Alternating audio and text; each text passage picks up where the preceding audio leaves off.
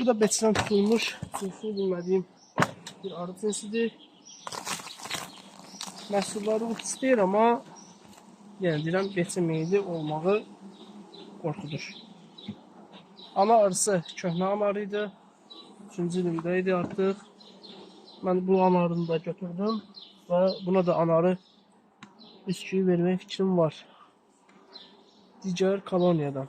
Amma indi baxaq görək bu arı ana arı dəyişmək fikri var yoxsa yox. Yəni ana arı üsküyü qoyubmu yoxsa yox.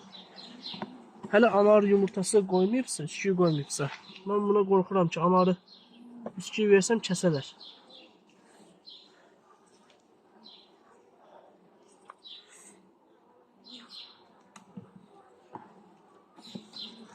Eğer yumurta varsa ne güzel.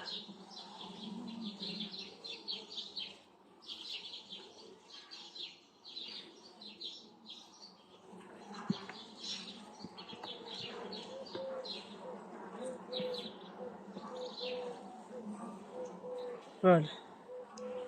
Arılar artık bura ana arı üsküyü koyublar. Bu ana arıya değişmek istemek, yani ana arı yoktu artık. Yumurta atırlar. Başka yoktu. Hələ ki yoktu.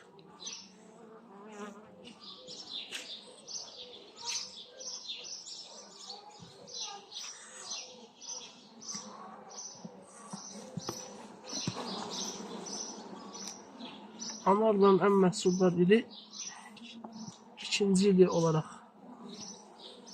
qeyd edir. Yəni peşkar arıcılar.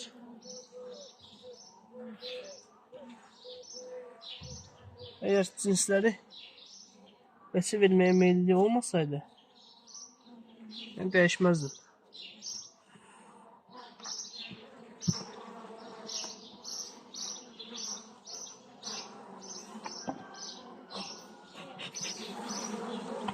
Bu arı keçən il çox pis vaxt beçə meyilləndi.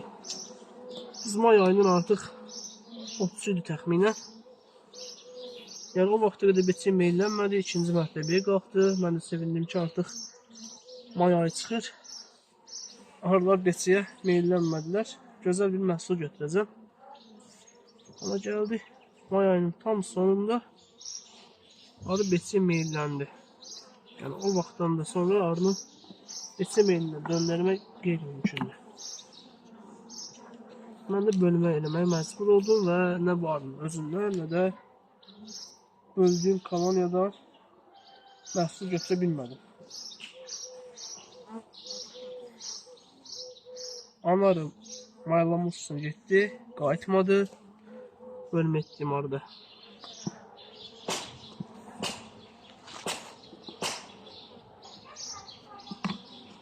Yoxdur, hələ də bu arada ana arı üsküyü qoymayıblar. Yəni anasızlıqlarını hiss eləməyiblər hələ də.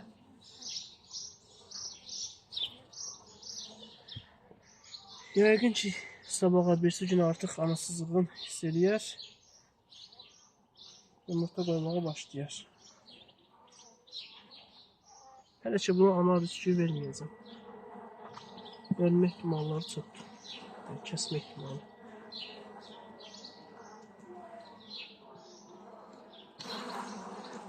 Təxminən 4-5 gün sonra